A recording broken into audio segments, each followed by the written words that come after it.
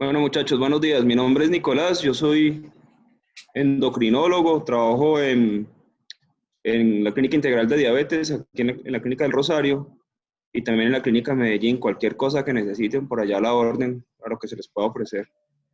La idea es que ahorita vamos a hablar un poquito y de manera muy práctica del enfoque de los pacientes con lesiones en hipófisis.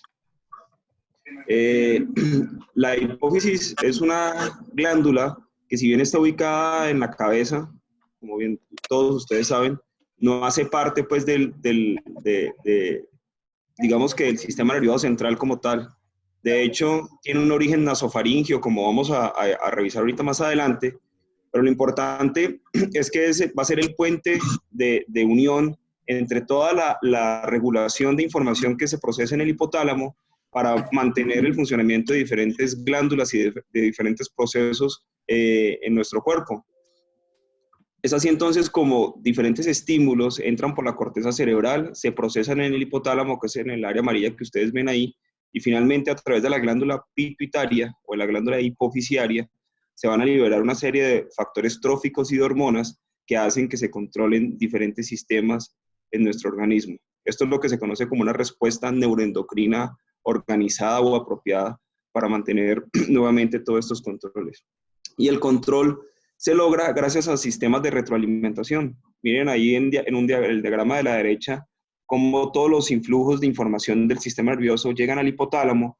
En el hipotálamo se liberan factores liberadores que llegan a la glándula hipófisis, y en la glándula hipófisis, mediante mecanismos autocrinos, paracrinos y endocrinos, se regulan ellas mismas y se regulan en las glándulas target o en las glándulas diana. Y esto es más o menos lo mismo. Lo que pasa es que es mucho más esquematizado cómo una célula endocrina tiene la capacidad de actuar en diferentes receptores a distancia o en receptores en su propia célula, que sería autocrino, o en receptores en células aledañas cerca a ella, que sería un efecto paracrino. Esto lo logra a través de neurotransmisores y principalmente de las mismas hormonas como tal. Cuando nosotros hablamos de lesiones de hipófisis o de la fisiología hipofisiaria, es muy importante entender todo este mecanismo de comunicación, porque eso se logra a través de asas de largas y asas cortas o ultracortas, pero termina siendo lo mismo de autocrino y paracrino, simplemente la forma en cómo se regula la secreción hormonal de la hipófisis con su órgano diana. Visto de otra manera, si nosotros tenemos en la hipófisis una hormona que estimula en el órgano diana la secreción de una hormona efectora, los niveles de esta hormona efectora van a hacer que haya una retroalimentación negativa, ¿cierto? Para que en la hipófisis no se produzca esa hormona propiamente dicha. Digamos que el ejemplo más claro lo tenemos en los pacientes con enfermedad tiroidea, que yo creo que es con los que ustedes han tenido mayor contacto, como la TSH, que es la hormona liberadora de tiroides, produce un efecto trófico y estimulante sobre la tiroides, y según los niveles de tiroxina o de hormona libre circulante de la tiroides, va a producir un efecto retroalimentación negativa o retroalimentación positiva para aumentar o disminuir la secreción de esa TSH. Eso quedó claro, ¿cierto? Sí, señor. Bueno, entonces la anatomía de la hipófisis, pues todos ustedes saben que está ubicada en la región celular de la silla turca, pesa más o menos 600 miligramos, pero puede llegar a alcanzar un peso de hasta 900 miligramos en algunas condiciones especiales, como en el embarazo. Tiene un tamaño de 13 milímetros, mide 6 a 9 milímetros por alto y 9 milímetros en el eje antero-posterior, y los límites es que la porción superior va a estar limitada por el techo dural. Es decir, que esto les confirma lo que yo les estaba diciendo ahorita. Está ubicada en la cabeza, pero no hace parte del sistema nervioso central como tal, ¿cierto? Y está rodeada en sus aspectos laterales por tejido óseo y por los senos cavernosos, que los vemos mejor en este diagrama. Estos senos cavernosos es por donde entra la carótida interna, en su porción intracavernosa, y está rodeada de todos estos pares craneales que ustedes se lo saben muy bien, el tercero, el cuarto, la primera rama del quinto par, el sexto par y la segunda rama del quinto par. Cuando hay procesos inflamatorios en estos senos cavernosos, pues el paciente va a tener una clínica neurológica muy característica de compromiso de estos pares craneales. Aquí vemos entonces la hipófisis y aquí empezamos a encontrar unas características muy interesantes. Miren que la hipófisis anterior, que es esta que está de café más clarito, es diferente desde el punto de vista embriológico a la hipófisis posterior, que si ustedes se fijan, va a ser una extensión. Esto tiene su importancia porque si bien están las dos juntas, tienen funciones diferentes. La eminencia media va a ser el sitio donde se van a liberar todas las hormonas producidas en el hipotálamo, todos los factores tróficos producidos en el hipotálamo para que finalmente en la hipófisis se liberen las hormonas efectoras a los órganos diana. Este es el hipotálamo. El hipotálamo tiene muchísimos núcleos. Todos estos núcleos son los cuerpos celulares de diferentes células axonales, de células neuronales, pero es importante tener en cuenta dos núcleos principales, el núcleo supraóptico y el paraventricular, que van a ser las células cuyas extensiones axonales van a llegar hasta la hipófisis posterior y donde se va a producir principalmente oxitocina y vasopresina. Y las parbicelulares, las neuronas parbicelulares, son las hormonas hipofisiotróficas, es decir, las hormonas que están ubicadas en estos diferentes núcleos que vemos aquí en el hipotálamo y que son las encargadas de producir los factores tróficos derivados del hipotálamo para llegar a la hipófisis anterior. Esto es importante desde el punto de vista histológico porque estas células magnocelulares, miren que tienen un axón muy grande y son las que se producen en el hipotálamo y llegan a la hipófisis posterior para producir oxitocina, vasopresina y neuroficinas principalmente. Las parbicelulares tienen un axón más corto, son las que liberan en la eminencia media del hipotálamo todos estos factores tróficos, que serían la hormona liberadora de corticotrofina, la hormona liberadora de tirotrofina, la hormona liberadora de hormona luteinizante, la hormona liberadora de hormona de crecimiento, la somatostatina y la dopamina, que tienen unos efectos inhibitorios tónicos continuos sobre algunos ejes, como lo vamos a ir viendo más adelante. Todas estas hormonas tróficas que son liberadas en la eminencia media llegan a la hipófisis anterior y en la hipófisis anterior se producen en las células corticotróficas la hormona liberadora de corticotrofina, la hormona la hormona estimulante de la tiroides, la hormona estimulante o foliculoestimulante y luteinizante, la hormona de crecimiento y la prolactina finalmente, que son las que van a viajar a la circulación sistémica, a los diferentes órganos diana donde actúan cada una de estas. La liberación de estas hormonas en la eminencia media circulan y llegan con alta afinidad y velocidad a la hipófisis anterior mediante un sistema de red capilar muy complejo que se llama el sistema portohipofisiario, que es la unión y la anastomosis de diferentes arterias que vienen desde las arterias del cuello y de los plexos venosos que vienen desde los senos cavernosos. Nuevamente, aquí en un diagrama les muestro entonces las parbicelulares, ¿cierto? Que son las grupos neuronales que están ubicados en los núcleos hipotalámicos, que tienen axón corto, terminan en la eminencia media, como se ve aquí en el diagrama, y ahí es donde se van a liberar todas las hormonas tróficas hacia la hipófisis anterior para producir prolactina, hormona de crecimiento, tirotropina y etcétera. Y las magnocelulares, como vemos aquí en el diagrama, tienen un axón mucho más grande, es una continuación del hipotálamo y va a llegar a la hipófisis posterior. Esto es importante que lo tengamos en cuenta. Si bien la hipófisis como grupo está ubicada en esta zona anatómica que ya dijimos de la región celar, embriológicamente son diferentes. Fíjense que la hipófisis anterior viene de las bolsas faríngeas en la nasofaringe y ella va a migrar desde la cavidad faríngea, más o menos hacia la cuarta, quinta semana, hacia la cavidad donde normalmente se ubica, que es en la región celar.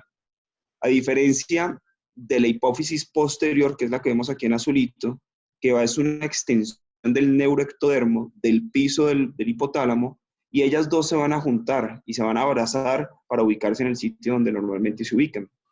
Esta unión de ellas dos a veces deja un espacio virtual que se llama el espacio de Rathke o la bolsa de Rathke.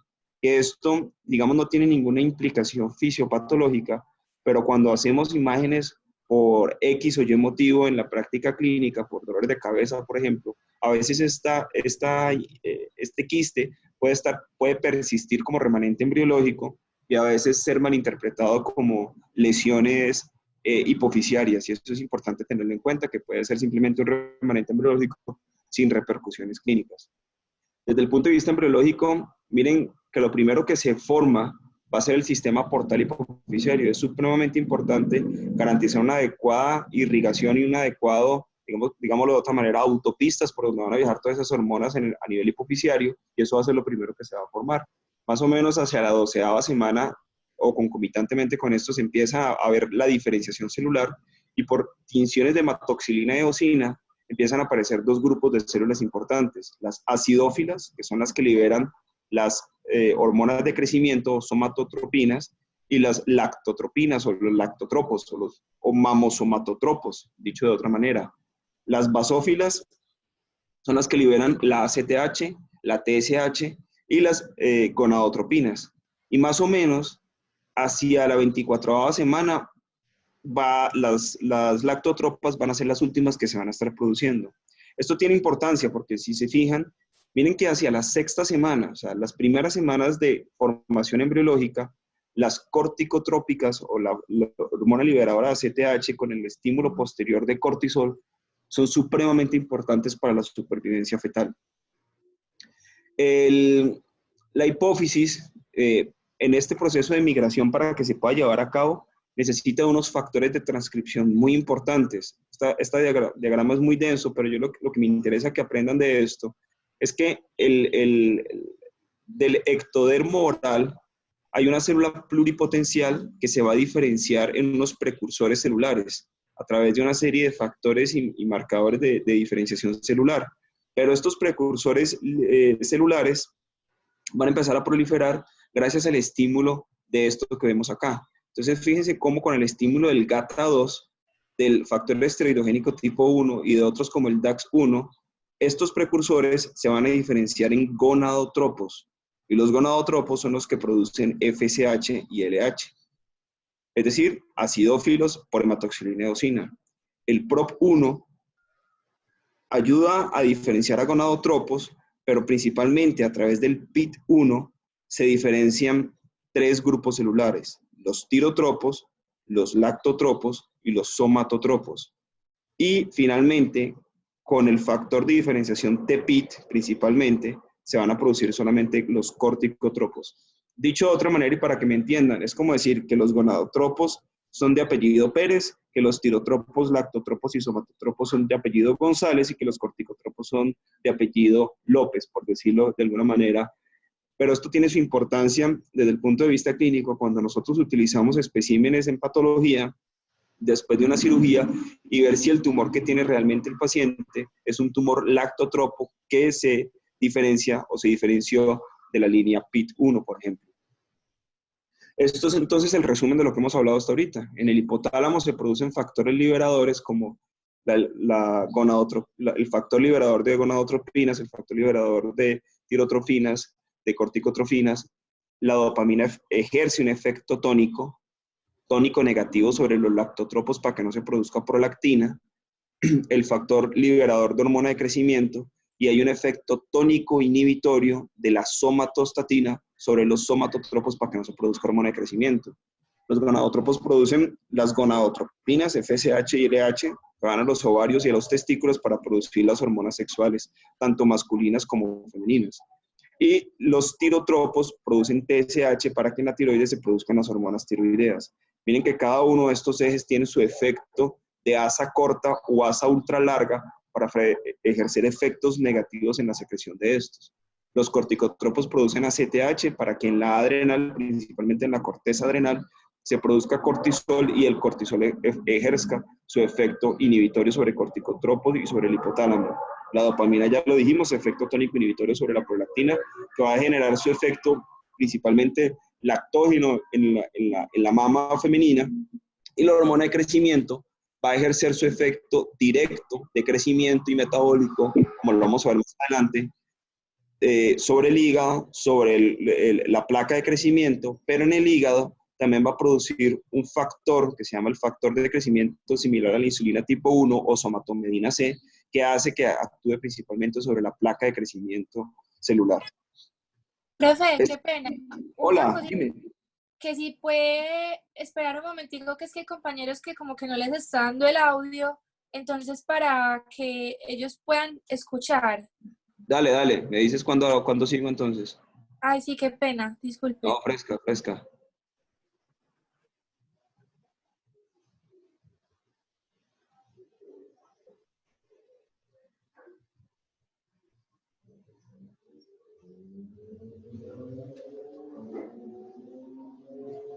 Pero si están viendo las imágenes, la Sí, pero presentación se la están viendo. sí, profe, Sí. sí la estamos viendo. Ah, bueno, no sé si tienen alguna duda hasta ahí o los que han podido escuchar o está muy enredada la cosa. Profe, si de pronto puedo ir un poquito más despacio, por favor. Qué Más pena. despacio. Sí. Listo, no, puedo intentar. Bueno, gracias.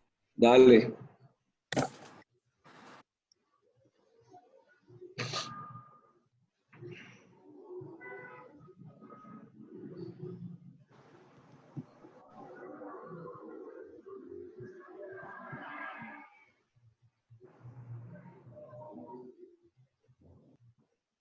Profe, listo, que ya todos están escuchando. Listo, entonces voy a seguir. Entonces miren, en la hipófisis anterior o en la hipófisis pues como tal, cómo están distribuidas las hormonas. Miren lo bonito de esto. Hacia la periferia, es decir, hacia las áreas más externas de la célula, se encuentran los somatotropos, es decir, las hormonas que producen hormona de crecimiento. Y embebidas a lo largo de toda la hipófisis están también los gonadotropos.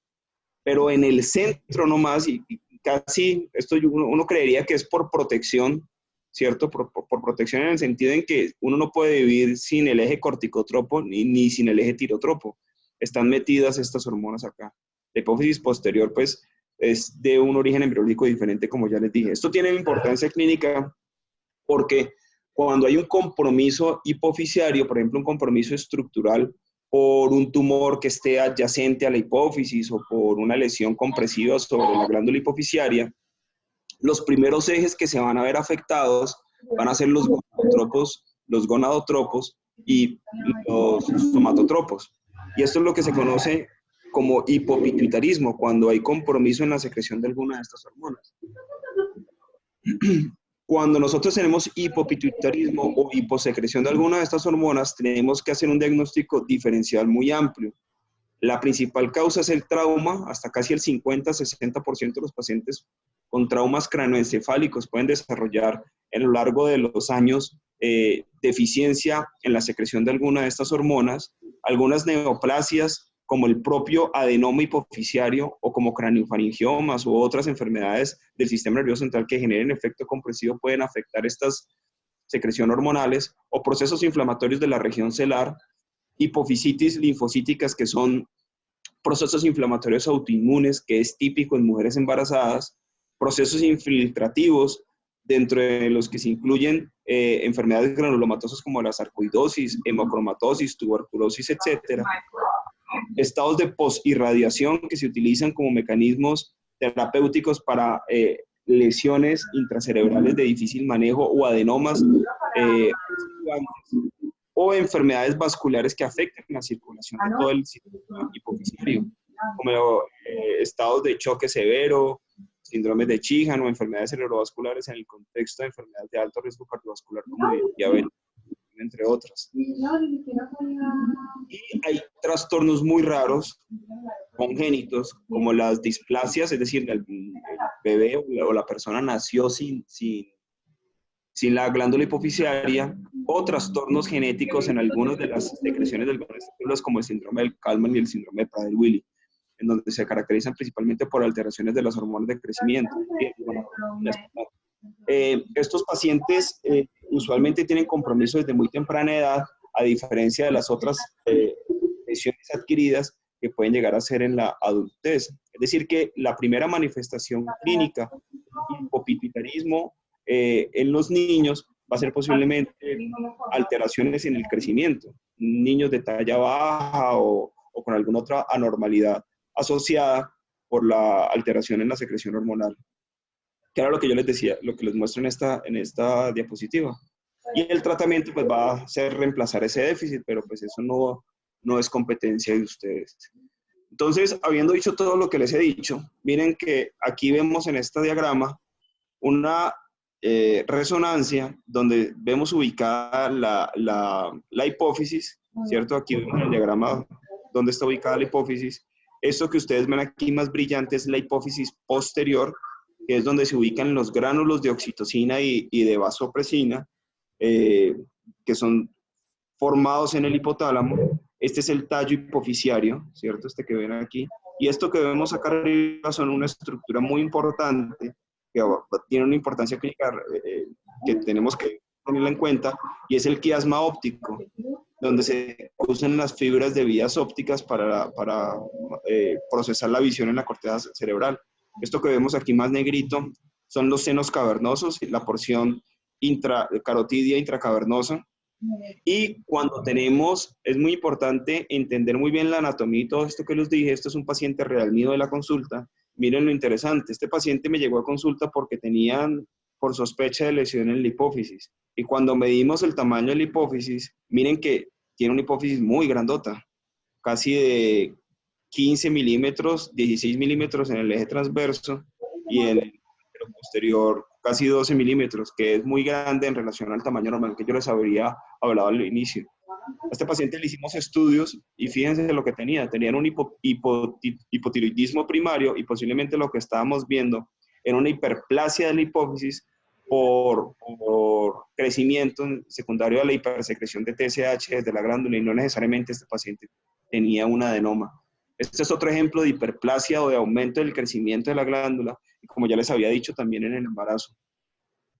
Cuando hablamos de las lesiones celares y de las paracelares, es decir, de las lesiones que están ubicadas en la silla turca, cerca del 85% son adenomas hipofisiarios. Solamente un 15% van a ser otra cosa diferente a lesiones adenomatosas. Y estas lesiones adenomatosas tienen, digamos que diferentes evoluciones y diferentes historias naturales que van a depender de muchos factores. Primero, que no es lo mismo una lesión adenomatosa o un adenoma en niños que en un adulto. No es lo mismo tener un micro a un macroadenoma. Microadenoma se define como lesiones de menos de 1 centímetro, macroadenomas de más de 1 centímetro. No es lo mismo si yo tengo, no sé, una sinusitis o tuve X patología por la cual me hicieron una tomografía o una resonancia cerebral y de forma incidental apareció una lesión en la hipófisis. Y no es lo mismo desde el punto de vista de historia natural si yo tengo un adenoma que tenga características secretoras y no secretoras. Cuando nosotros vemos las lesiones celares, miren todo el espectro, lesiones celares y no paracelares no adenomatosas, miren todo el espectro de posibilidades que podemos tener ahí dentro del diagnóstico diferencial. Dentro de tumores benignos podemos tener todos estos, donde el craniofaringioma es quizá el más común, tumores malignos como germinomas, tumores metastásicos, linfomas, entre otros. Podemos tener lesiones quísticas benignas como el quiste de Rathke, que ya les conté de qué se trataba, procesos inflamatorios e infecciosos como todos los espectros de hipofisitis inflamatorias o autoinmunes, o inclusive en lesiones vasculares donde aneurismas es un ejemplo de ello. Y si nosotros categorizamos por frecuencia qué es lo más común y lo menos común, siempre que tengamos una lesión supracelar y creamos que no se trate de un adenoma, tenemos que descartar primero un craniofaringioma, un quiste de Rathke, meningiomas, germinomas, o en el contexto clínico la posibilidad de una metástasis. Paracelares, es decir, que no están ubicadas en la hipófisis propiamente dicha, sino al lado de esta, los meningiomas y los schwannomas es lo más común. Esto es una revisión en donde en un hospital en Nueva York y en un hospital en Boston evaluaron las causas más comunes de lesiones celares en unas series quirúrgicas, y miren que los adenomas hipofisiarios es lo más común de las lesiones que se ubican en la región celar. Cerca del 90% de los pacientes tienen esta situación. Cuando uno se enfrenta a un paciente con una lesión celular, hay que hacer una muy buena historia clínica Hay que hacer una muy buena correlación de la clínica y de las hormonas que le hacemos a los pacientes de los estudios de laboratorio con las características imagenológicas. Hay que tener una muy buena comunicación con el cirujano que nos explique qué encontró, cómo fue el acto quirúrgico, y finalmente con el patólogo, que el patólogo nos muestre y nos explique qué es lo que está viendo. Y de esta manera hacer una correlación clínico, radiológica y patológica de manera multidisciplinaria para lograr hacer un diagnóstico certero.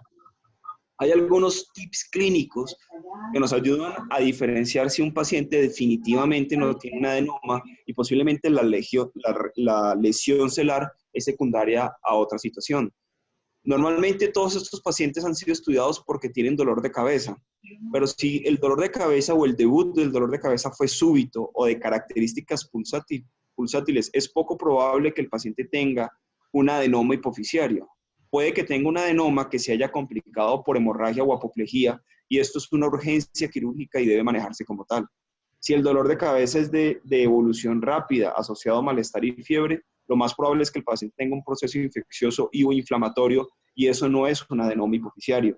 Si el paciente tiene dolor de cabeza severo asociado a otros síntomas neurológicos o focalización neurológica como oftalmoplejía, entre otras, lo más probable es que el paciente tenga una enfermedad infiltrativa como una enfermedad maligna o metastásica. Si el paciente tiene compromiso del nervio óptico, es una enfermedad maligna, a diferencia de los adenomas hipoficiarios que no producen efecto o alteración del nervio óptico como tal, sino en la campimetría visual, que eso lo vamos a ver más adelante. Si el paciente tiene papiledema como signo indirecto de hipertensión endocrinal, eso se considera otra lesión. Si el paciente tiene diabetes insípida, manifestada por poliuria, hipernatremia, alteración del estado de conciencia secundario a la deshidratación y la hipernatremia, no es típico del adenoma y hay que pensar en otra enfermedad. Lo más probable es que sean enfermedades infiltrativas de tipo metastásico. Si el paciente se presenta con estos síntomas, o alguno de estos que les acabo de contar durante el embarazo o durante el posparto, lo más probable es que sea una hipofisitis, un proceso inflamatorio de la hipófisis relacionada a este, o si el paciente tiene historias de meningitis aséptica. Yo no sé nada, ¿qué dijeron ustedes? ¿Aló? Hola, ¿qué pasó? ¿Me escuchan? Sí, señor. Sí, señor. Señor.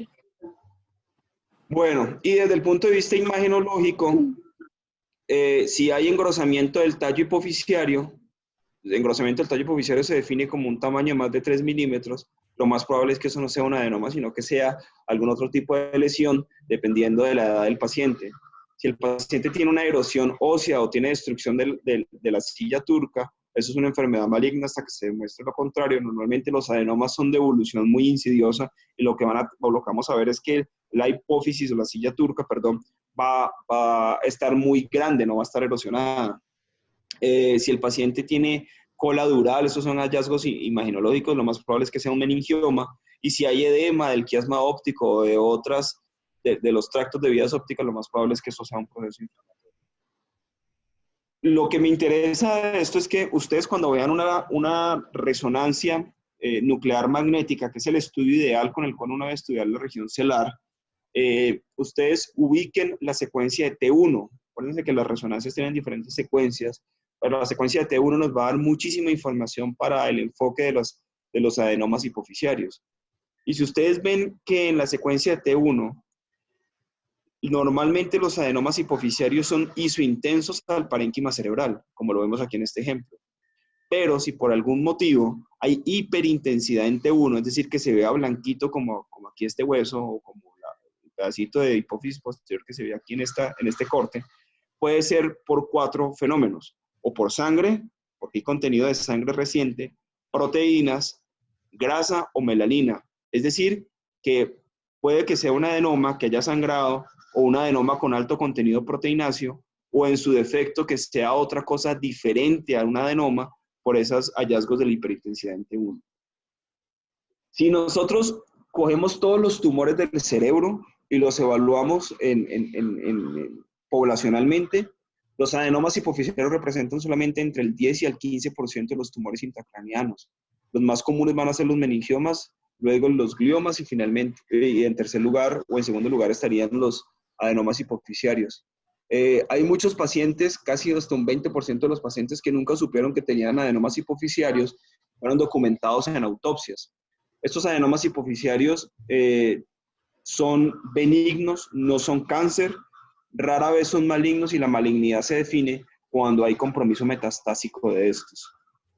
Cerca del 65% de los adenomas van a secretar algún tipo de hormonas, siendo la hormona más común que se secreta la prolactina, en segundo lugar las hormonas de crecimiento y en tercer lugar las de corticotrofinas.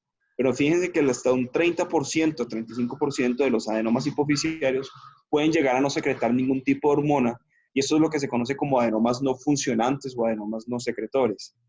Estos son una serie de pacientes en diferentes países, en diferentes años, en donde, si ustedes se fijan, concuerda lo que les he estado diciendo, casi un poco más de la mitad o casi la mitad de los pacientes, la principal secreción que vamos a tener de estos adenomas hipofisiarios va a ser de prolactina. Podríamos decir entonces que hay 3 espectros clínicos con los cuales los pacientes con lesiones hipofisiarias debutan, con lesiones adenomatosas. Podríamos tener un primer síndrome de hipersecreción hormonal, ¿cierto? Donde hay hipersecreción de prolactina, hipersecreción de hormona de crecimiento, entre otras. Yo te quiero aportar en el grupo 4. ¿Cómo? ¿Aló? Sí. Complementando en el grupo 4, es cuando nosotros explicamos a un paciente como colocar insulina. Claudia, está hablando Claudia. Profe, no se escucha. No, Creo que está hablando Claudia, pero no sé si me está hablando conmigo o está hablando por allá. no es un castigo, no Claudia. es... Profe, es que ella está en una no es maestría, malo. pues en una Le voy a decir que le pongas silencio a la charla. pero eso está grabando la clase, entonces, pues no. Y lo que hacemos es indicarle los horarios, la forma de administración.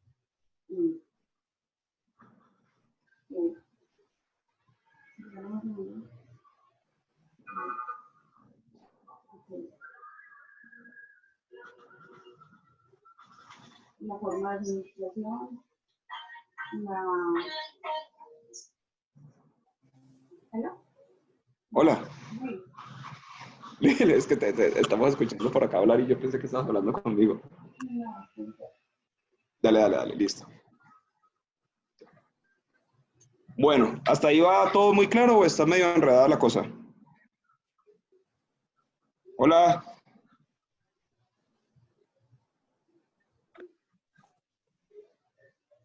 ¿Me escuchan? Sí, señor.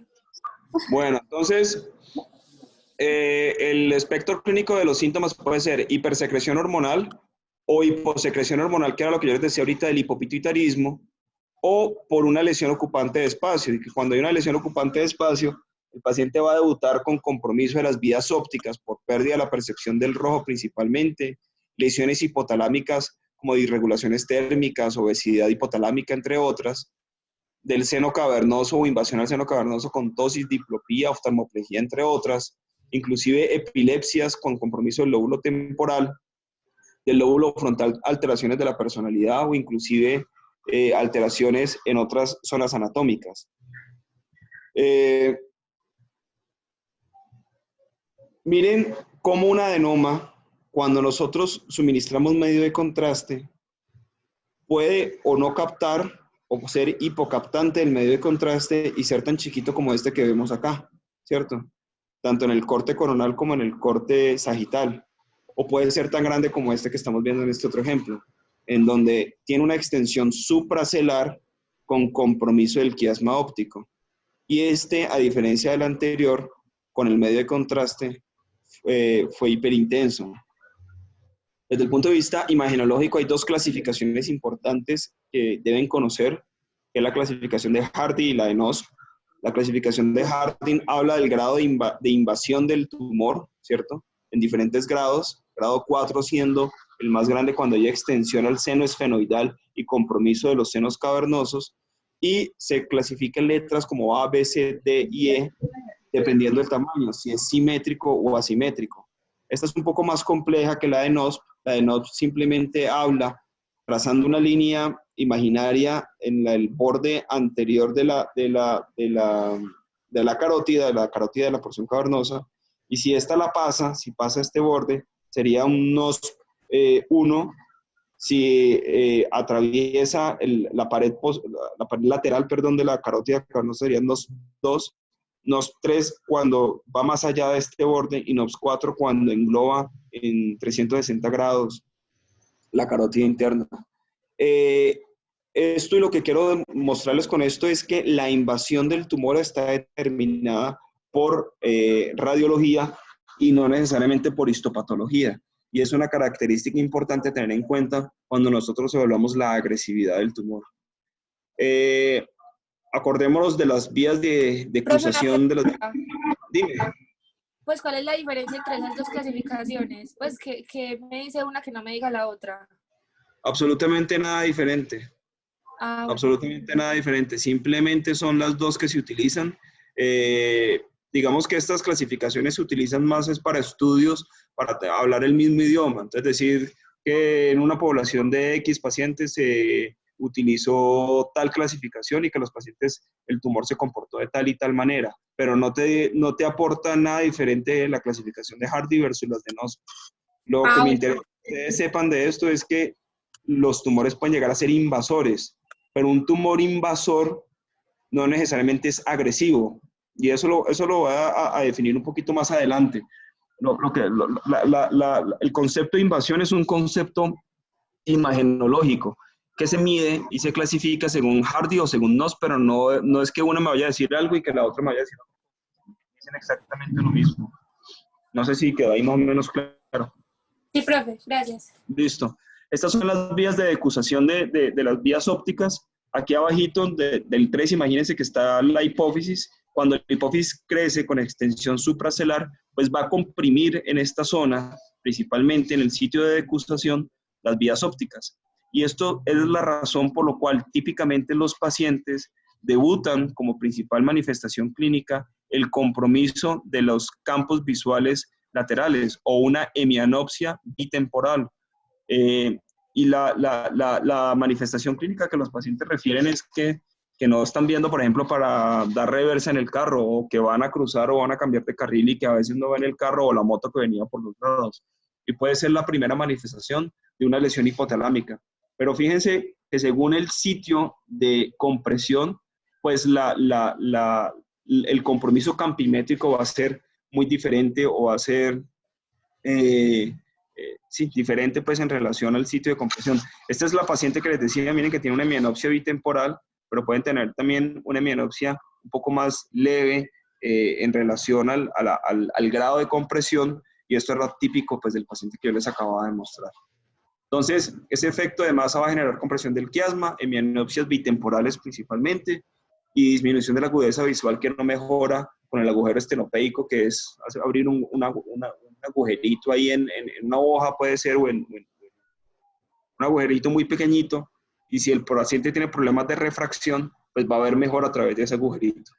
Entonces, todos los pacientes con lesiones de hipófisis hay que hacerles estudios hormonales, y los estudios hormonales pues están direccionados a medir todas las hormonas que se producen en la hipófisis, que son las que hemos venido hablando desde que arrancamos la charla. Y de esta manera, si hay hipersecreción de estas hormonas, pues el paciente, si tiene hipersecreción de cortisol, el paciente tiene una enfermedad de Cushing. Si el paciente tiene hipersecreción de TSH, tiene un adenoma de TSH, que el debut principalmente va a ser hipertiroidismo, pero eso es más raro que un perro a cuadros.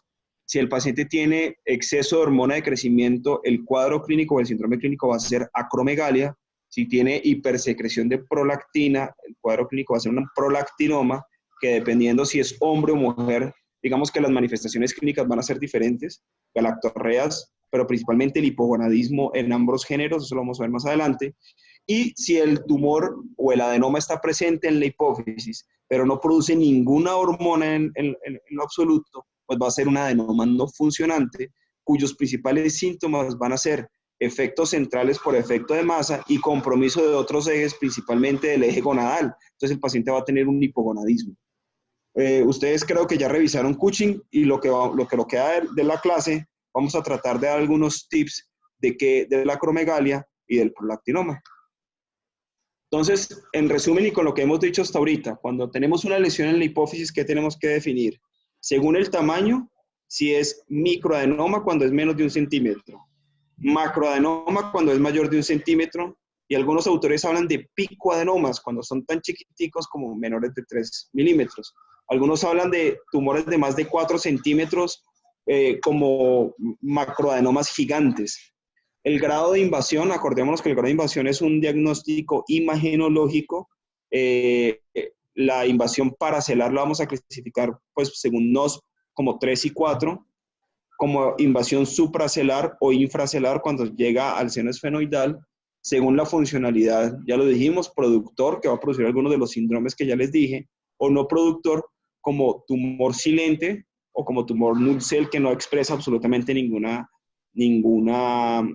hormona, y según las características de la resonancia. Entonces, siempre va a ser isointenso en T1, si es hiperintenso en T1, piensen en otro diagnóstico diferencial.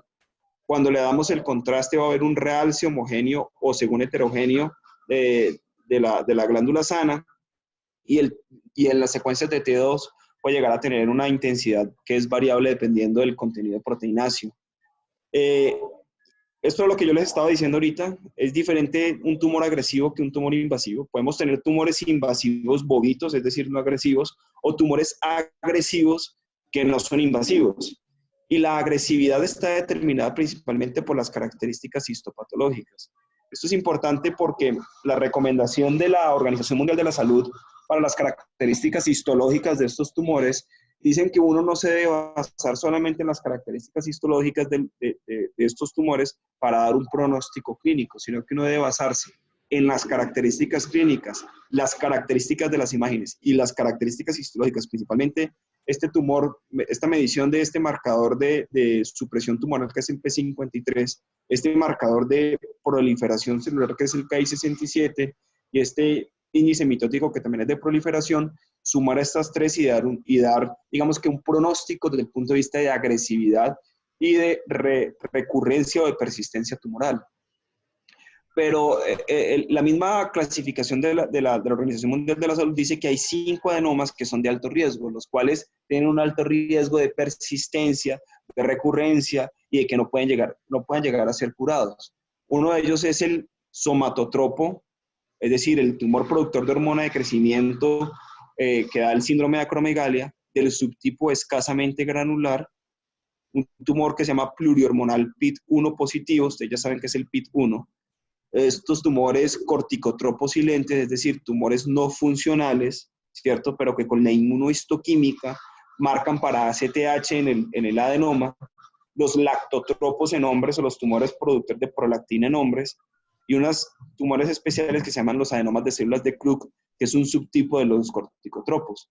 Parece ser que estos lactotropos no es que sean diferentes en hombres versus en mujeres, sino que en los hombres posiblemente hay un retraso diagnóstico versus las mujeres importante. Y eso tiene que ver porque los hombres no tenemos el ciclo menstrual que las mujeres sí tienen, y las mujeres consultan más cuando tienen alteraciones del ciclo menstrual, cosa que los hombres obviamente no tenemos. Si yo mezclo, esto fue un trabajo muy interesante que hicieron en Francia, la doctora Trulá dijo que si utilizábamos las características imagenológicas de los pacientes versus si las cruzábamos con las características de proliferación, que las características de proliferación eran lo que yo les decía ahorita, el índice mitótico, un KI67 mayor de 3% o un P53 marcadamente positivo a nivel nuclear de más de 10 células de alto poder. Si estos los cruzábamos, podríamos clasificar a los pacientes de la siguiente manera. Un tumor muy bobito, como no proliferativo, no invasivo, sería 1A. Un tumor, digamos, donde están ubicadas la mayoría de los pacientes sería no invasivo, con índices de proliferación 1B. Un tumor invasivo, pero sin proliferación, sería 2A, sería un tumor hipoficiario, tumor neuroendocrino hipoficiario invasivo. Y 2B sería un tumor neuroendocrino hipoficiario con potencial maligno o agresivo. Esto es lo que algunos autores han llamado como carcinoma in situ. Y los proliferativos serían, solamente proliferativos, perdón, y con presencia de metástasis, serían los carcinomas que afortunadamente son los casos más raros, 0.2% los tumores. Habiendo dicho esto, entonces hablemos un poquito de acromegalia. Entonces, la hormona de crecimiento es una hormona peptídica. Acuérdense que las hormonas peptídicas se forman o se secretan como preprohormonas que requieren un proceso de maduración intracelular antes de su secreción desde los gránulos. Estas preprohormonas, digamos que se organizan y se empaquetan en el retículo endoplásmico, y existe una forma activa de la hormona de crecimiento, que es de 22 kilodaltones o de 191 aminoácidos, como lo ven ahí en el ejemplo. La secreción de hormona de crecimiento es pulsátil, como lo vemos aquí en este diagrama. La principal carga de secreción se va a hacer en la noche, y la principal carga de secreción va a ser también diferente dependiendo del momento etario donde estamos evaluando al paciente. Miren que en la fase prenatal hay una mayor secreción versus los neonatos. Los neonatos tienen mayor secreción, menor secreción, y van a tener su estímulo de crecimiento principalmente mediado por somatomedina C, no por hormona de crecimiento. Luego en la pubertad va a haber una secreción máxima de hasta 1800 microgramos al día, y en la adultez hay una secreción un poco más tenue que se va perdiendo a lo largo de los años. Miren que la hormona de crecimiento ejerce efectos de retroalimentación negativa de asa corta, es decir, autocrinos y paracrinos sobre ella misma.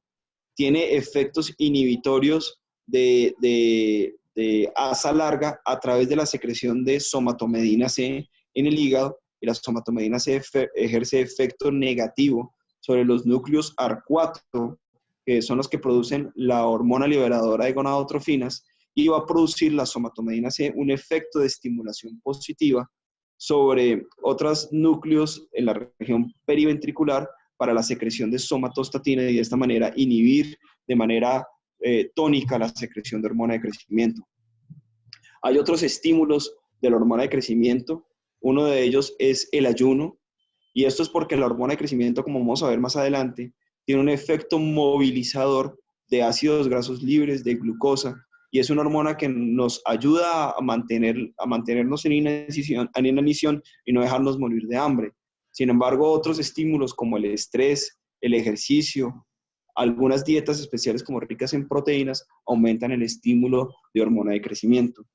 La hormona de crecimiento es una hormona peptídica, como ya les dije, y de esta manera estimula receptores acoplados a proteína G. Tiene una vida media muy corta, apenas de 25 minutos, y el 40% va a estar unida a una proteína de unión de clivaje.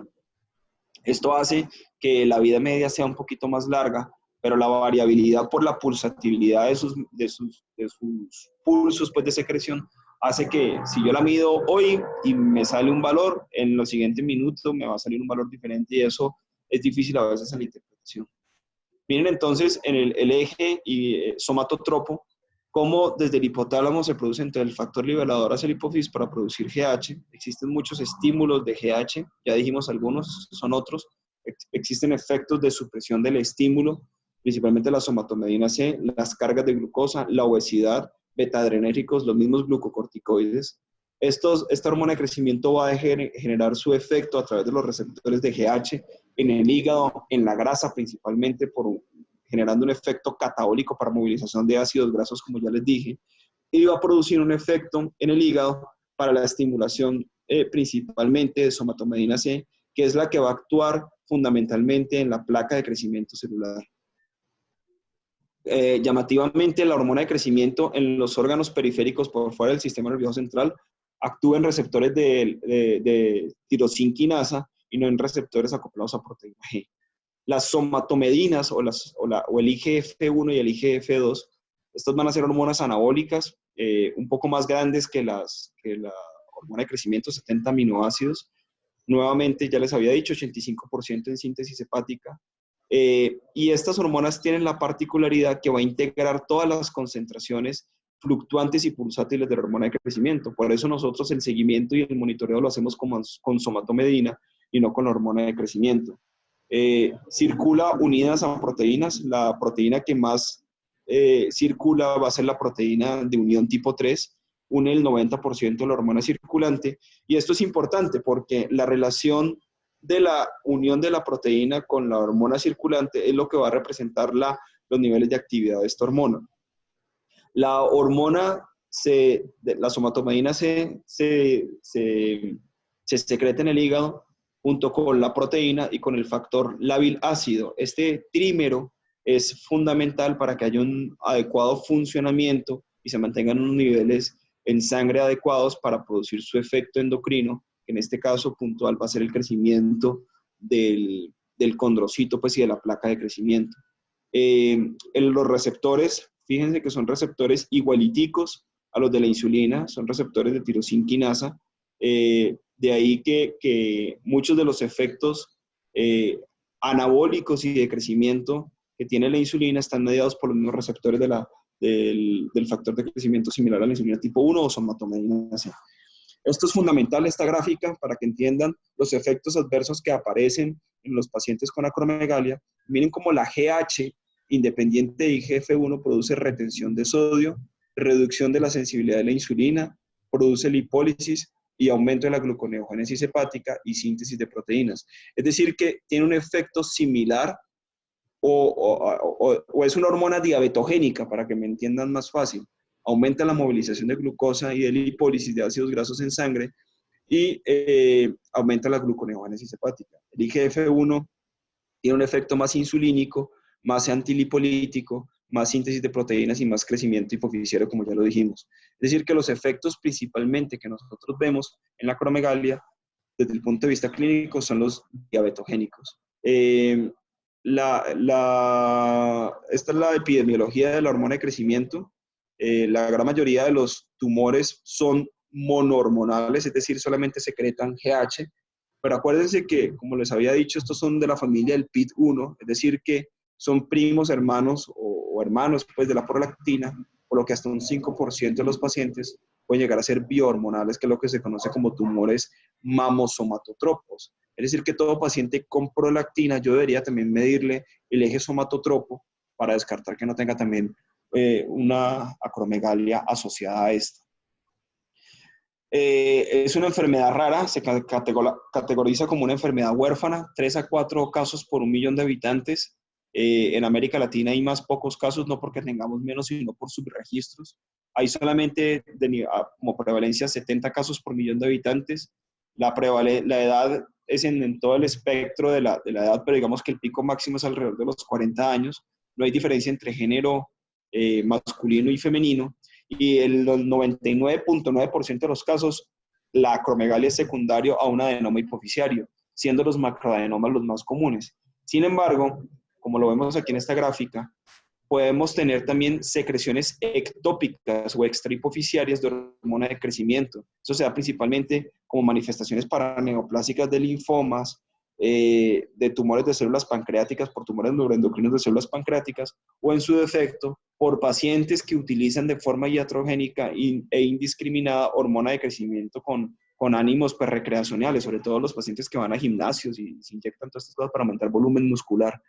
Y tenemos también una causa también muy rara, que es que en vez de producirse la hormona de crecimiento, se producen en tumores extrahipofisiarios la hormona somatotrófica o la hormona liberadora de GH, que llamativamente en estos pacientes también va a producir una hiperplasia de la glándula hipofisiaria.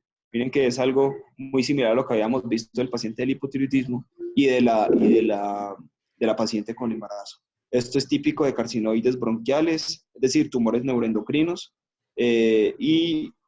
básicamente tumores neuroendocrinos, pero eso representa menos del 5% de los casos.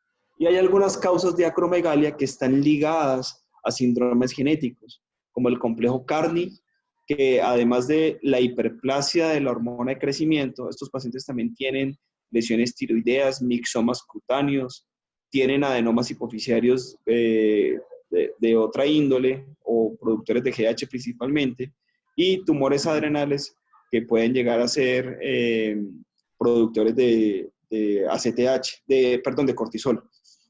Hay tumores familiares hipofisiarios aislados, esto es que el primo, el hermano y el tío todos tienen gigantismos y se caracteriza por mutaciones de este gen, de la IP, Otro es el acrogigantismo o el XLAG, que también se parece a los adenomas hipofisarios aislados. Otro es el síndrome del McCune-Albright, que son sobreactivaciones de este gen, que hace que los pacientes tengan de temprana edad pubertad precoz, aumento en la producción de GH, de prolactina y displasias fibrosas poliostóticas. Las neoplasias endocrinas múltiples, principalmente la tipo 1, con lesiones pancreáticas, lesiones hipofisiares y lesiones de las glándulas paratiroides, y las neoplasias endocrinas tipo 4, que producen también alteraciones similares a la tipo 1. Este es un ejemplo típico de dos pacientes. Estos llevaron a este muchacho a la consulta porque no estaba tan alto como su hermano. Y resulta que el enfermo era el hermano. Este muchacho tuvo un gigantismo secundario a un tumor productor de hormona de crecimiento y debutó con gigantismo, sobrepasando el tamaño de su hermano, porque el debut fue antes del cierre de las placas de crecimiento. Entonces, por eso el tamaño tan marcado en relación a su hermano. A diferencia de cuando la acromegalia o el exceso de hormona de crecimiento aparece en la adultez, en donde las placas de crecimiento se han cerrado y el paciente pues aparece con estas deformidades físicas típicas. Las manifestaciones son muy sutiles, digamos que la más importante es el crecimiento lento de las manos, de ahí su nombre, acromegalia, crecimiento gigante de las manos. Hay edema de tejidos blandos por el alto contenido de sodio y de retención de sodio que tienen estos pacientes, compromiso articular por artralgias, prognatismo, hiperglicemia por los efectos y manifestaciones clínicas severas y debilitantes como las que vemos ahí en el diagrama, hipertensión, diabetes, osteoartrosis o apnea del sueño por esto mismo. Miren la evolución tan insidiosa, y esto es quizá uno de los problemas más graves de la enfermedad, y es cómo pasan desapercibidos estos pacientes, y esta paciente pasó más de 30 años sin que se le hiciera un diagnóstico oportuno de la acromegalia. Son manifestaciones como engrosamiento de manos, diastema de los dientes, macroglosia, crecimiento de los huesos frontales, estas circunstancias del cuero cabelludo que se llama cutis verticis girata también es típico de la enfermedad de acromegalia, y el prognatismo típico. Hay que tener mucha sensibilidad y mucho tacto en el abordaje de estos pacientes porque muchas veces ellos no sienten nada, digamos que la única manifestación puede llegar a ser esto, u otras manifestaciones sistémicas como hiperhidrosis, trastornos del sueño o alteraciones metabólicas comunes como la diabetes mellitus, dislipidemia, óseos nodulares, pólipos colónicos, alteraciones del ciclo menstrual o alteraciones propias de los efectos locales que tiene el tumor sobre el sistema nervioso central. Entonces, tenemos que tener mucha sospecha y mucha capacidad de diagnóstica para saber que el paciente puede llegar a tener una de estas manifestaciones. Miren, desde el punto de vista porcentual, las principales causas de consulta de los pacientes con acromegalia. Y la gran mayoría consultan porque se vuelven más grandes y porque tienen alteraciones en las características faciales. Pero miren que el segundo síntoma más común es la hiperhidrosis o la sudoración excesiva. Las alteraciones del ciclo menstrual en el caso de las mujeres, y la cefalea es como cuarta o quinta causa. Esto lleva a que haya un retraso diagnóstico de hasta 35 años. Y ese retraso diagnóstico pues va a tener repercusiones clínicas importantes desde el punto de vista de mortalidad y sobrevida. Y es lo que vemos acá. Miren cómo un paciente acromegálico, solamente acromegálico, ¿cierto? Sin ninguna otra comorbilidad asociada, tiene una mortalidad un poco mayor que la población general. De hecho, la expectativa de vida se puede llegar a reducir hasta en 10 años. Pero cuando ese acromegálico tiene otras complicaciones, como por ejemplo diabetes o enfermedad cardiovascular, la expectativa de vida se disminuye muchísimo más. El diagnóstico, digamos en esta serie, esto fue una serie en Bruselas, la gran mayoría de los diagnósticos los hacemos los endocrinólogos, pero miren todo el espectro de pacientes de médicos y de atención en salud que estos pacientes consultan. Inclusive, hasta un 2.3% de los pacientes son diagnosticados por el mismo paciente, por un familiar o inclusive hasta por un amigo. Pero miren que los neurólogos, reumatólogos, otras especialidades, internistas y los médicos de práctica general, que son todos ustedes en atención primaria, son los segundos en mayor capacidad diagnóstica de esta enfermedad. Entonces, si no sospechamos la enfermedad, pues no lo vamos a diagnosticar. Hay algunos estudios, algunos trabajos que se han hecho para saber a quién hacerle un tamizaje y a quién sospecharlo. Y si uno tiene o maneja un paciente con alguna de estas características, por ejemplo, hipertensión con cardiopatía hipertrófica, además de eso es diabético, tiene resistencia a la insulina, tiene hipoapneas, apneas del sueño, síndrome del túnel del carpo bilateral, tiene artrosis, hiperhidrosis. Ese paciente, pues, habría que hacerle dos preguntas básicas. Si usted ha cambiado la talla de zapato en los últimos 5 años o si ha cambiado el anillo de matrimonio en los últimos 5 años. Si eso es correcto y es positivo, usted debería hacerle un test de tamizaje, es decir, la medición hormonal, para descartar que el paciente pueda o no tener acromegalia.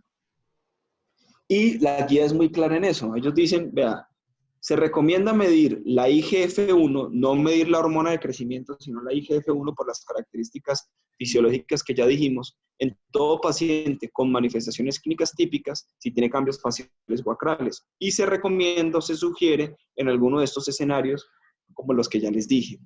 Entonces, se mide la IGF-1 y si la IGF-1 está por encima del límite superior del laboratorio, calculado para la edad y género del paciente, yo debería hacer un test confirmatorio. Y el test confirmatorio es hacer una curva de tolerancia oral a la glucosa con 75 gramos, el mismo que utilizamos para el diagnóstico de diabetes, y medir la hormona de crecimiento basal a la hora, a los 90 minutos y a los 120 minutos. Dependiendo del tipo de prueba que utilice, si es ultra sensible o sensible por quimioluminiscencia, si el punto de corte es menor de 1, el paciente no tiene acromegalia, es decir, hay una adecuada supresión del eje somatotropo con la carga de glucosa y el paciente se le descarta la acromegalia. Si este valor es mayor de 1, si hay uno solo mayor de 1, lo más probable es que el paciente tenga acromegalia.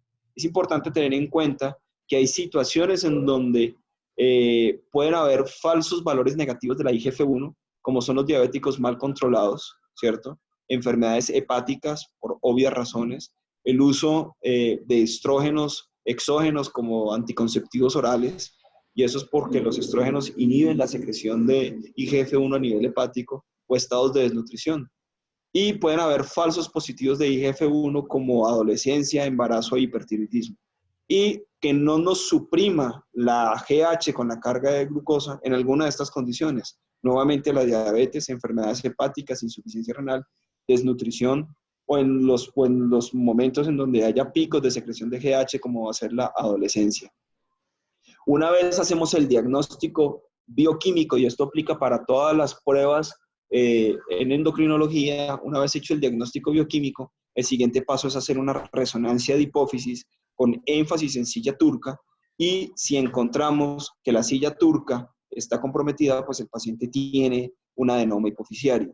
Si la silla turca es normal, tendríamos que hacer una radiografía o un TAC de tórax y de abdomen buscando las causas más raras, que es acromegalia extrahipofisiaria, que ya les dije que pueden ser por tumores neuroendocrinos. Y es muy importante evaluar el momento de la edad del diagnóstico. Si el paciente tiene más de 30 años, usted quédese quieto, simplemente tiene acromegalia. Pero si tiene menos de 30 años o idealmente menos de 18 años y el paciente tiene otros síntomas clínicos asociados como hiperparatiroidismo, tumores neuroendocrinos, adenomas corticoadrenales, etcétera, etcétera, usted debería medir o hacer tamizaje para ciertas mutaciones como el gen de la menina para las neoplasias endocrinas múltiples tipo 1 o el gen del AIP, entre otros.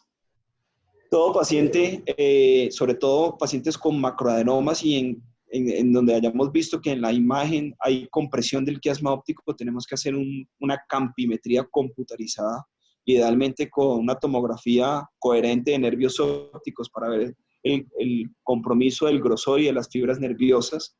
Y muy importante, que el manejo de estos pacientes debe ser multidisciplinario.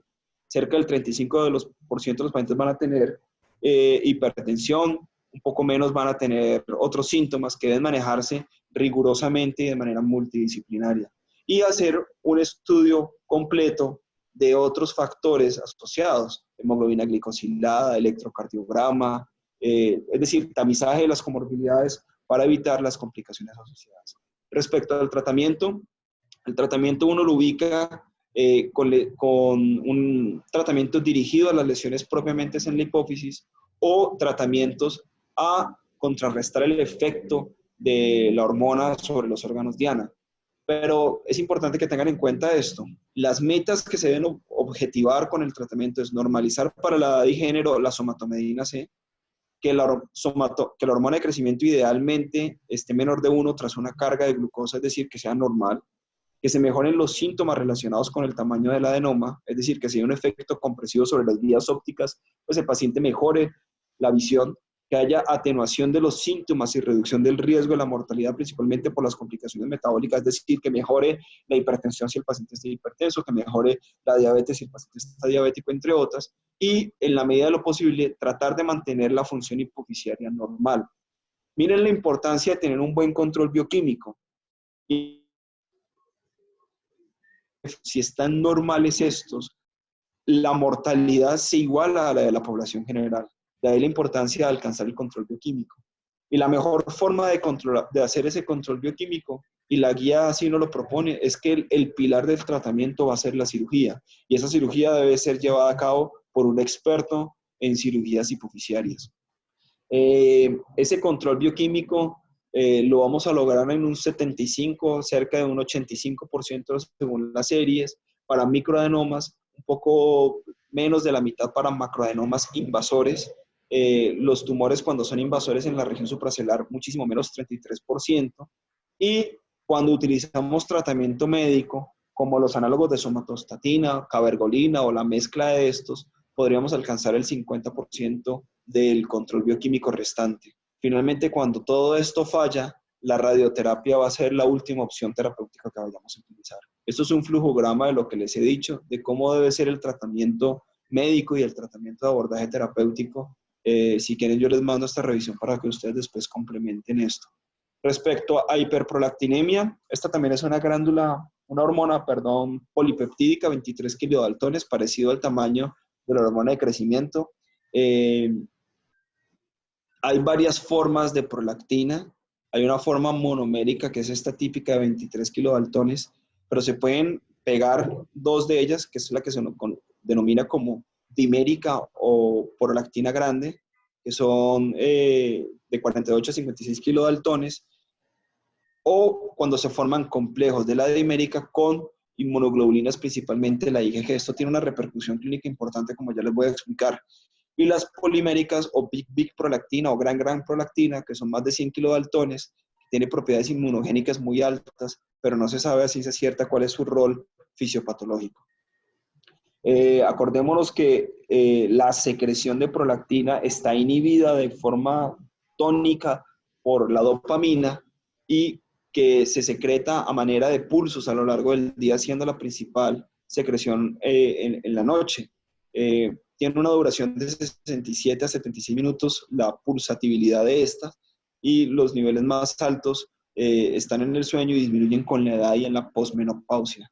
Hay factores estimuladores, como todos estos que vemos acá. Obviamente el embarazo es uno de ellos. La succión de la mama, sueño, estrés. Muy importante esto, la TRH o la hormona liberadora de tirotrofinas. Y ahí la importancia de que siempre que hablemos a un paciente con hiperprolactinemia, tenemos que evaluar concomitantemente el eje tirotropo para descartar que no tenga un hipotiroidismo asociado que explique la hiperprolactinemia. Y a su vez, tenemos que evaluar muy bien, como ya les había dicho, el eje somatotropo, porque puede haber mamosomatotropos que se estén secretando concomitantemente. Aquí está la GH. Dentro de los factores inhibitorios tenemos todos estos, donde quizá el más importante es la somatostatina y la dopamina, como se los he venido diciendo. No se conoce a ciencia cierta cuál es la función de la prolactina, más allá de la acción mamotrófica y de la acción gonadal.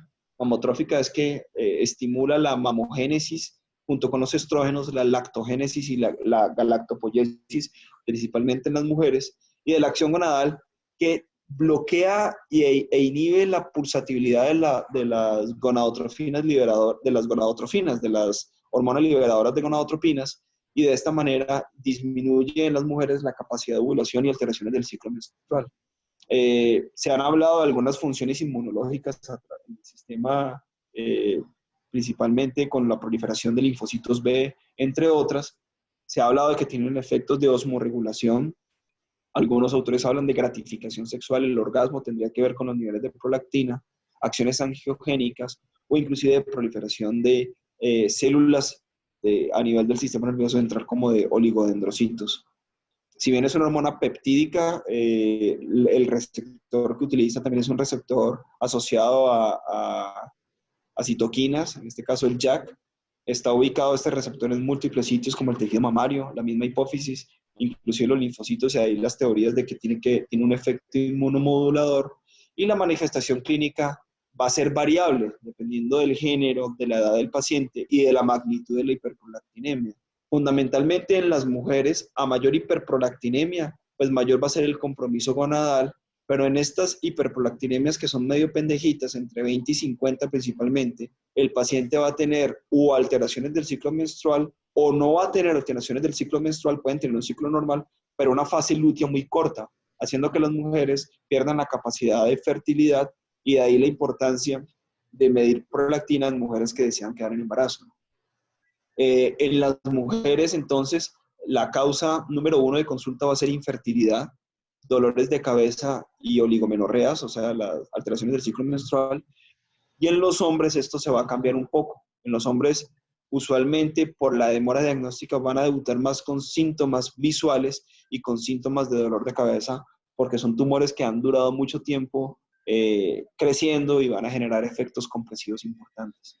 Esto es lo que les estoy diciendo. Entonces, en los hombres va a haber, desde el punto de vista gonadal, disfunción eréctil por disminución de la secreción de testosterona, disminución de la libido por lo mismo, alteraciones de la calidad del espermograma, y muy raro, menos del 20-30% pueden llegar a tener galactorreas. Y en las mujeres, principalmente las alteraciones del ciclo menstrual y síntomas menopáusicos. Y reflejo del hipogonadismo, pues estos pacientes van a tener también pérdida de la densidad mineral ósea, o inclusive algunos pacientes pueden llegar a tener sin ningún tipo de síntoma. Es muy importante en los pacientes con prolactinomas, con hiperprolactinemia, perdón, hacer un diagnóstico diferencial importante. Si bien el 40% de los pacientes con lactotropos, es decir, con prolactinomas, la causa de la hiperprolactinemia es esta, tenemos que evaluar muy bien qué medicamentos está recibiendo el paciente, o si tiene una lesión diferente a un prolactinoma, ¿cierto? Una lesión diferente en la región celular que me esté afectando el tono dopaminérgico inhibitorio y que por esta razón sea la causa de la hiperprolactinemia. Y si todo esto se ha digamos que no demostrado, pues estaríamos frente a una hiperprolactinemia idiopática. No nos olvidemos de las causas fisiológicas: ejercicio, coito, sueño, estrés, lactancia y embarazo. Muy importante esto, porque cuando vayamos a evaluar clínicamente y le vayamos a pedir al paciente que se mida la prolactina, pues tenemos que pedirle que ojalá los días anteriores no haya tenido ejercicios extremos, relaciones sexuales, entre otras. Descartar que el paciente no tenga cirrosis hepática, insuficiencia renal, el hipotiroidismo muy importante que ya les dije, insuficiencias adrenales, que son causas patológicas que explican la hiperprolactinemia, ¿cierto? Y no nos olvidemos, esto es la respuesta fisiológica normal de la hiperprolactinemia en el embarazo y con la lactancia, y no nos olvidemos de los medicamentos, que algunos de los ejemplos que tenemos son estos. Principalmente son los antipsicóticos, los bloqueadores de los receptores de dopamina, como las fenotiacinas, clorpromacina, perfanicina, el haloperidol, la metoclopramida, muy importante tenerla en cuenta, los inhibidores de la síntesis de dopamina como el alfa-metildopa, la reserpina, y algunos antihipertensivos como los calcioantagonistas verapamilo o betabloqueadores como la betalol, y algunos antihistamínicos, algunos neurolépticos como los que vemos acá, y los opiáceos también es una causa importante de elevación de la prolactina. Si ustedes sospechan que alguno de estos medicamentos son los causantes de la hiperprolactinemia, obviamente previa valoración por psiquiatría o por la especialidad que le haya mandado el medicamento, habría que evaluar la posibilidad de retirar el medicamento. Si se retira más o menos en 5 o 7 días, o cuando se cumplan 2 vidas medias del medicamento, se volvería a medir la prolactina, y si la prolactina está normal, pues esta fue la causa de por qué hubo esta hiperprolactinemia. Es importante que cuando evaluemos los niveles de prolactina, el nivel de prolactina nos va a orientar sobre la posibilidad también de que haya un adenoma hipoficiario. Y miren, cuando hay valores por encima de 250, lo más probable es que eso sea un prolactinoma. Si los valores son entre 100, 200, más o menos 150, lo más probable es que sea un microprolactinoma. Y si los valores están entre 50 y 100, ahí pueden ser muchas causas. Puede ser efecto de tallo por tumores diferentes a prolactinomas que estén comprimiéndome las vías tónicas dopaminérgicas o inclusive el uso de medicamentos. Entonces ya de entrada, si un paciente tiene menos de 100 o 150 microgramos por litro de prolactina, lo más probable es que no sea secundario a un prolactinoma. Y esto lo vemos acá en esta gráfica. Miren los lactotropos, los macroadenomas, cómo pueden llegar a tener niveles tan altos como 1000, 2000 o más de estos. Los microadenomas, valores más bajos, que inclusive pueden llegar a sobreponerse con otras lesiones hipoficiarias. El embarazo fisiológicamente va a tener unos valores inclusive más altos que los microadenomas. El estrés y los medicamentos van a tener valores más bajos. Esto es importante tenerlo en cuenta a la hora de la valoración. Hay una relación lineal entre la secreción de prolactina y el tamaño del tumor. Entonces, la guía que nos dice, recomendamos excluir cuando medimos prolactina el uso de medicamentos, falla renal, hipotiroidismo, tumores paracelares u otra condición fisiológica o no fisiológica que me esté causando la hiperprolactinemia. La macroprolactinemia, como yo les había dicho al principio, son moléculas más grandes de prolactina. Estos pacientes no tienen a veces muchos síntomas y pueden, digamos que, sobreponerse a la verdadera prolactina normal y puede llegarnos a causar problemas a la hora de la interpretación. Es decir, que nos indica que puede llegar a tener valores falsamente positivos. Acordémonos que la macroprolactina es la prolactina, unida a una inmunoglobulina G, que en los estudios de laboratorio, en las pruebas in vitro, quimiluminiscencia, va a representarse como si fuera como si hubiera mucha prolactina. Entonces, este artefacto es un artefacto de laboratorio, se corregiría precipitando la prolactina con polietilenglicol y de esta manera, al precipitar la prolactina con polietilenglicol, liberaríamos la inmunoglobulina de la prolactina y recuperaríamos los niveles reales de prolactina y de esta manera, si los valores están falsamente elevados, pues van a estar ahorita normales. El efecto Hooke es otra de las consideraciones que tenemos que tener en cuenta a la hora de medir la prolactina, y esto es que cuando hay mucha prolactina, hay un exceso de prolactina, se saturan los sitios donde se hace la prueba de quimiluminiscencia, y son pacientes que tienen grandes tumores temporales, por ejemplo, con alta sospecha de un prolactinoma, pero tiene valores que no están, digamos, sobrepasando los 150 a los 200 nanogramos por litro. Entonces, este artefacto se soluciona generando una dilución de 1 en 1000, eso lo hace el laboratorio, y se obtienen valores muy altos, casi de 5.000 a 2.000. Van a vender insulinas, insulinas, formulaciones, a eso es lo que me refiero. Los test dinámicos no están recomendados para utilizarlos, y a todo paciente con hiperprolactinemia hay que descartar previamente, como ya les dije, embarazo, evaluar muy bien la función renal y un perfil tiroideo adecuado. El imagen es el de elección, la resonancia nuclear magnética. Si la resonancia no muestra ninguna alteración obvia, ya estamos frente a una hiperprolactinemia idiopática, y esta hiperprolactinemia idiopática tenemos que seguirla en el tiempo. Hasta un 10% de los pacientes en algún momento les puede llegar a aparecer un microadenoma como causa de esa hiperprolactinemia.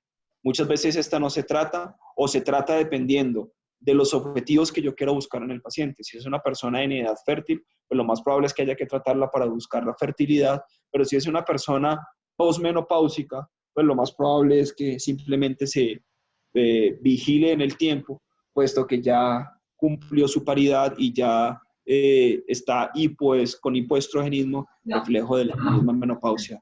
Respecto al tratamiento, el tumor hipoficiario que no requiere cirugía, que el pilar del tratamiento va a ser médico, y las indicaciones de tratamiento serían macroadenomas, microadenomas que vengan en proceso de crecimiento, pacientes con infertilidad, con galactorrea, con ginecomastia, con hipogonadismo, entre otros.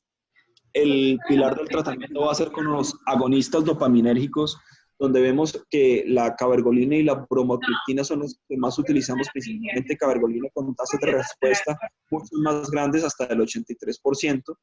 Y es muy importante tener en cuenta que las agonistas dopaminérgicos no solamente me van a lograr llevar los niveles de prolactina a un valor normal, sino que también va a haber reducción del tamaño tumoral. Miren que puede llegar a haber una reducción casi hasta el 62%, en algunas series hasta el 75% del tamaño tumoral, mejorando mucho de los efectos compresivos que puede llegar a tener este.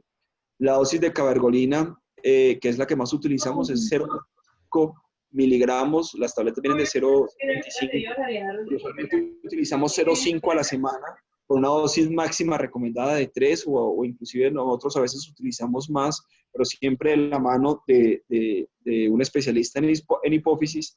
Y quizá el efecto adverso más común del uso de la cabergolina son los síntomas relacionados gastrointestinales, sensaciones de náuseas, inclusive en algunos pacientes que han quejado de síntomas de fatiga, depresión, altolerancia al alcohol, entre otras, pero esto se soluciona utilizando otras vías de administración como intravaginales en pacientes con náuseas muy importantes, o la otra es recomendar al paciente que consuma el medicamento con alimentos ricos en grasa, como aguacate o un vaso de leche, y que se los tomen en la noche.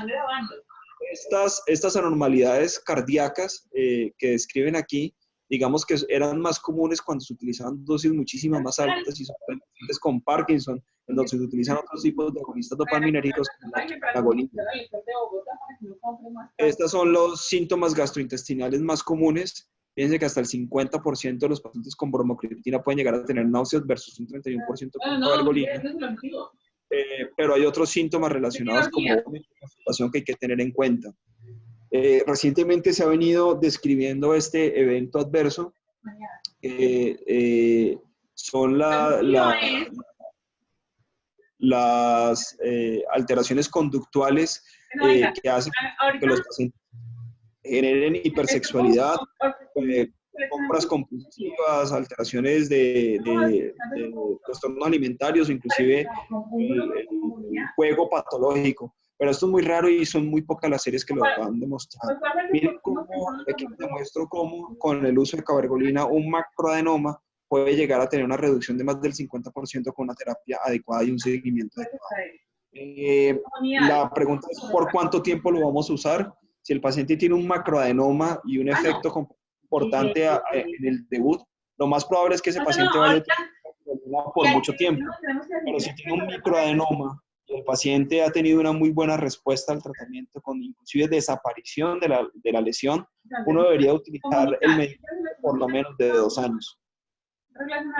Y eso sería todo. No sé si tienen alguna duda, alguna inquietud, muchachos.